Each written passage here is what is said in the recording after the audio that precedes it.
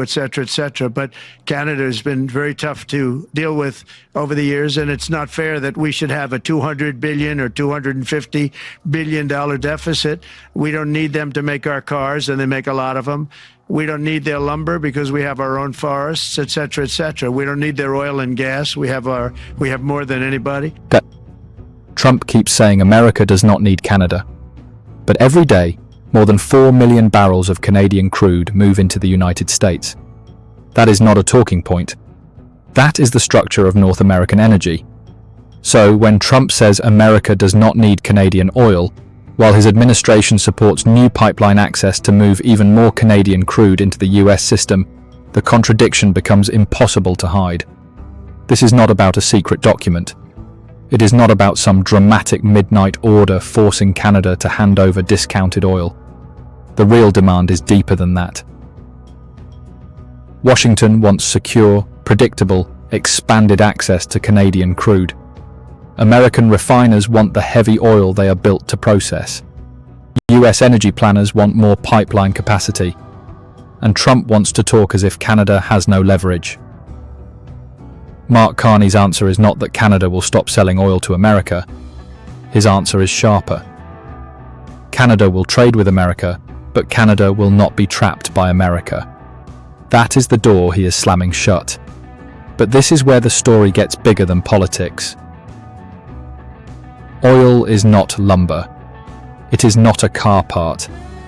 It is not a product you can replace quickly because a politician says so at a microphone.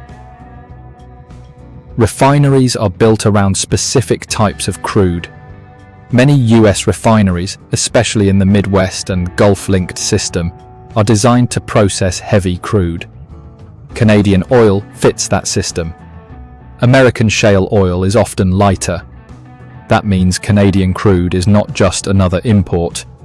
It is part of the operating logic of US refining. This is why the contradiction matters. Trump can say America does not need Canada's oil and gas, but the market says something else. The pipelines say something else. The refineries say something else. And the import numbers say something else. Canada is the largest single foreign supplier of crude oil to the United States. In 2024, US crude imports from Canada averaged about 4.1 million barrels per day. That is not weakness. That is leverage, if Canada understands how to use it. But for decades, that leverage was limited by one problem. Canada had too few routes. Most Canadian oil moved south. The United States became the main buyer, the main processor, the main outlet, and often the main price setter. That created a discount on Canadian heavy crude, and American refiners benefited from that discount for years. This is the part many people miss. The US dependence on Canadian oil is real. But Canada's dependence on US export routes is also real. That is where the tension lies. And this is where Carney's strategy comes in. Carney is not pretending Canada can walk away from America overnight. That would be fantasy. The US is still Canada's biggest energy customer. The pipelines are already there. The refineries are already configured. The trade relationship is massive. But Carney's political message has been consistent. Canada is not a supplicant. Canada will not let the United States dictate the terms of the relationship. And Canada's overdependence on one market is a weakness that must be corrected. That is not an emotional response, but a strategic reset. You saw this with trade. You saw it with the Gordie Howe Bridge. You saw it with rail access to Mexico. And now you are seeing it in oil. The pattern is the same every time. Canada is not trying to break with the United States. Canada is trying to make sure the United States is not the only gate. The Gordie Howe Bridge showed the vulnerability at the gate. The CPKC rail corridor showed how Canada can build routes around some of the gates. Oil is different. It is the hard power card. Because here, America is not only a neighbor. America is also the buyer. And buyers do not usually like being reminded that they still need the supplier. That is why Trans Mountain matters. For years, Canadian oil producers wanted more access to tidewater. They wanted more ability to ship crude from Alberta to the Pacific coast, then onward to buyers in Asia. The Trans Mountain expansion gave Canada more capacity to move oil west, and by 2026, the expanded pipeline had reached full capacity. That changes the conversation. It does not end US dependence. It does not magically erase geography, but it gives Canada something it did not have enough of before: optionality, and optionality is power. At the same time, Alberta has been talking with Japan about increasing Canadian crude imports. That is not a small detail. Japan relies heavily on Middle Eastern oil, and Canadian heavy crude is not always an easy fit for Japanese refineries. But the talks matter because they show that Canada is looking beyond the old single customer relationship. The question is no longer simply, will America buy Canadian oil? The question is becoming, what price will America pay if Canada has other buyers? That is the shift Trump does not want to acknowledge. Because if America truly does not need Canadian energy, then why support new pipeline projects designed to move more Canadian crude south? In April 2026, Trump authorized a cross-border permit for a Canada-Wyoming crude pipeline project connected to South Bow and Bridger. If it goes ahead, Reuters reported, it could increase Canadian crude exports to the United States by more than 12%. Think about that. Publicly, Canada is dismissed. Structurally, Canada is needed. Politically, Trump talks as if America holds all the cards. Operationally, the US energy system keeps asking for more access. That is the contradiction at the heart of this story. But even here, Canada's leverage comes with a warning. South Bow has not treated Trump's permit as the final answer. The company has said it still needs proof that the US permit is durable before fully moving forward, because the ghost of Keystone XL still hangs over the project.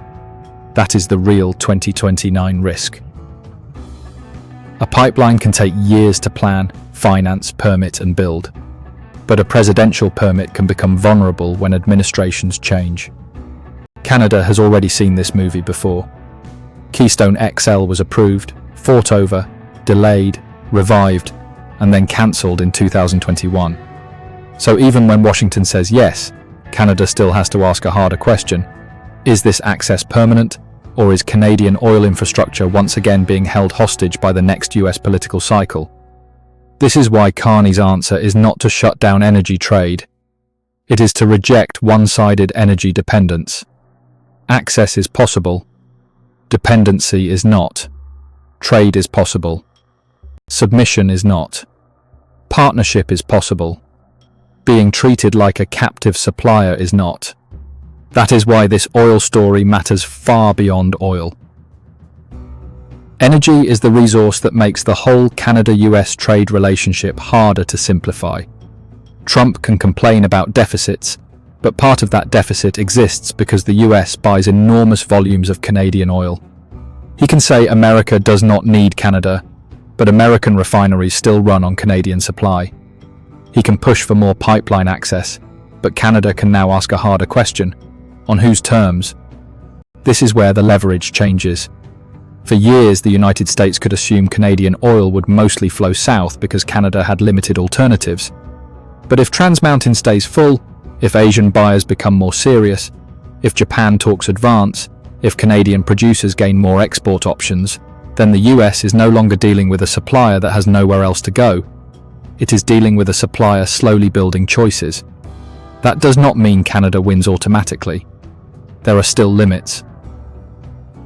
New pipelines face politics, environmental opposition, indigenous consultation, regulatory hurdles, financing risk, and market uncertainty. Asian refineries may need adjustments to process more Canadian heavy crude. US buyers still matter enormously, but the direction is clear. Canada is learning that sovereignty is not a slogan. It is infrastructure. It is pipeline capacity. It is export terminals. It is diversified buyers. It is regulatory control. It is the ability to say no without destroying your own economy. And that is why the phrase, Carney slams the door matters. He is not slamming the door on America. He is slamming the door on the assumption that Canadian oil can be taken for granted. That assumption is what Trump's rhetoric depends on. That assumption is what Canadian diversification is challenging. And that assumption is what will decide the next phase of North American energy politics. So the real question is not whether America needs Canadian oil. The market has already answered that. The real question is whether Canada will keep selling its most important energy resource through a relationship where the buyer says it is unnecessary in public, but treats it as indispensable in practice. That is the contradiction. That is the leverage. And that is the door Canada is beginning to close. So what do you think? Should Canada lock in the predictable profits of the US oil market, or accept the short-term pain of diversifying to Asia and Europe to secure its long-term sovereignty? Drop your thoughts in the comments. If this breakdown helped you see the bigger economic picture, hit the like button, share this video with someone following Canada-US trade tensions, subscribe to Trad Economics, and turn on notifications for more analysis on trade, energy, infrastructure, economics, and geopolitics beyond the headlines.